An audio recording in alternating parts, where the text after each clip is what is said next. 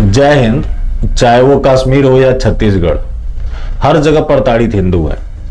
पहले बात अगर कश्मीर की करें तो वहां आतंकवादियों ने 3 लोगों को गोली मारकर हत्या की, जिसमें एक कश्मीरी पंडित थे माखनलाल बिंद्रू, जो कि मेडिसिन व्यापारी थे। एक बिहार के रहने वाले थे वीरेंद्र पासवान, उनकी भी गोली मारकर हत्या कर दी गई। उमर अब्दुल्ला, फारूक अब्दुल्ला समेत जो वहां के लोकल लीडर्स हैं, सबने इस घटना की निंदा कर दी। यहां तक कि फारूक अब्दुल्ला ने आतंकवादियों को शैतान तक कर दिया और यह बताया जा रहा है कि ये टारगेटेड वायलेंस है।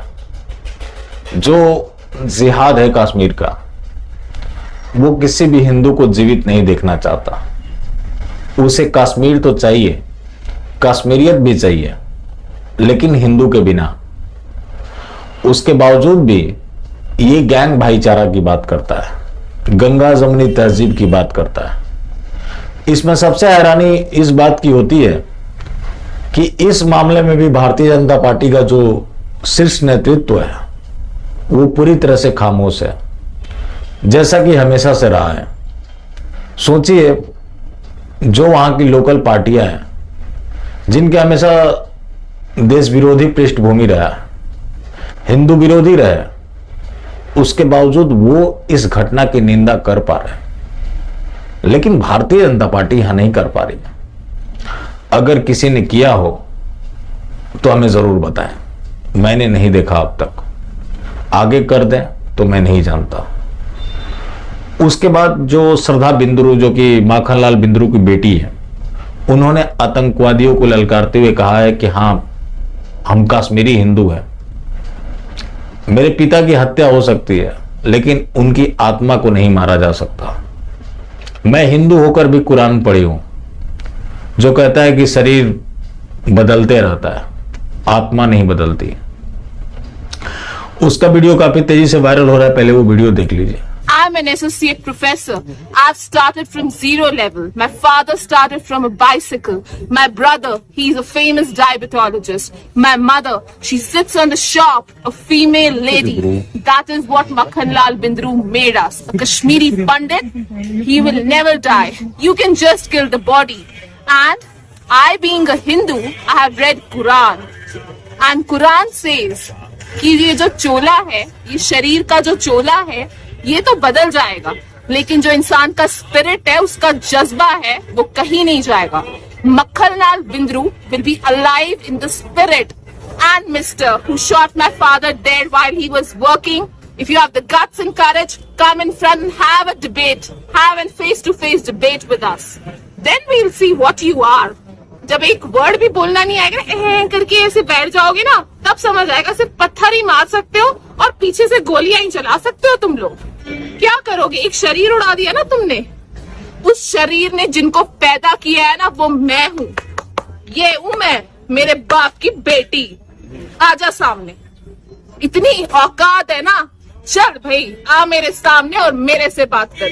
मैं मक्खनलाल बिंद्रू की कश्मीरी पंडित हिंदू। एक बेटी का दर्द। ये बेटी आज चाहे जितनी भी गुस्सा में हो, लेकिन इसके पीछे साफ दर्द देखा जा सकता है। उसके बाद भी बड़े बड़े दावे किए जाते हैं कि हमने ये बदल दिया, ये बदलाव हो गया, राम राज्य आ गया। वो राम राज्य कहां है? क्या उस राम राज्य में हिंदुओं की कोई जगह है या नहीं है? कब तक लोगों को इस तरह से बरगलाया जाएगा? क्या भारतीय जनता पार्टी का इतना ही रोल रह गया कि वो सिर्फ और सिर्फ हिंदुओं से वोट लेगी, लोग मरते रहे? यही भारतीय जनता पार्टी है। जब बीपी सिंह की सरकार थी 1990s में, उस समय भारतीय जनता पार्टी ने इस घटना का निंदा तक नहीं किया था। उस समय बाला साहब ठाकरे ने उनको लेकर परेड करवाया, लेकिन भारतीय जनता पार्टी का कोई नेता उसका निंदा तक नहीं किया था। और ये हिंदूवादी लोग इतने बड़े ठेकेदार हैं कि इन पे बात कर देने का मतलब ये हो जाता है कि आप हिंदुत्व की एकता को तोड़ रहे हैं। दूसरा मामला है कवर्धा का, जहां का दुर्गेश देवांगन। मैं यहां पे विजुअल्स नहीं दिखा सकता, टेलीग्राम ग्रुप में डाल दूंगा, हो सकता है आपने देखी भी हो।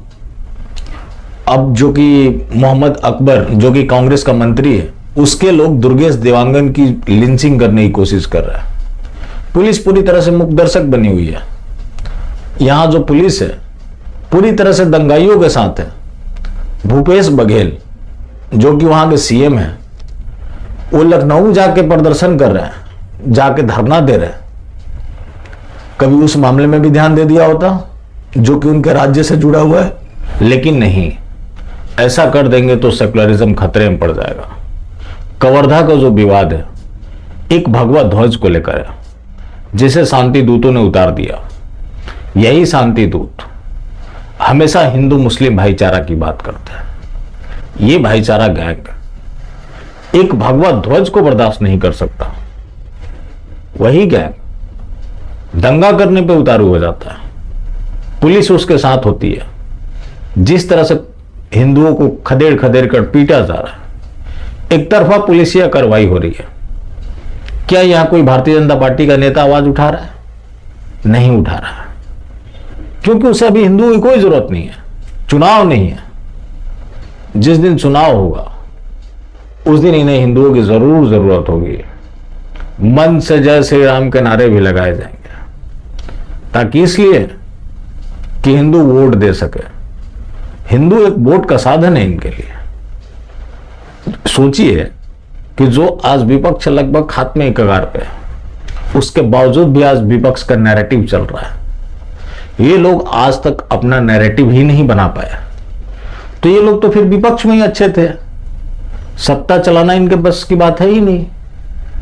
वरना जो पार्टियां अपनी वजूद खो चुकी हैं, उनका नैरेटिव चल रहा है और ये लोग हमेशा सफाई देते फिर रहे। सफाई देते फिरने के पीछे भी वजह है कि दो नाव की सवारी कभी अच्छी नहीं होती, और ये लोग दो नाव की सवारी कर रहे हैं। आज इसी का परिणाम है कि हिंदुओं के ऊपर इतने अत्याचार बढ़ गए।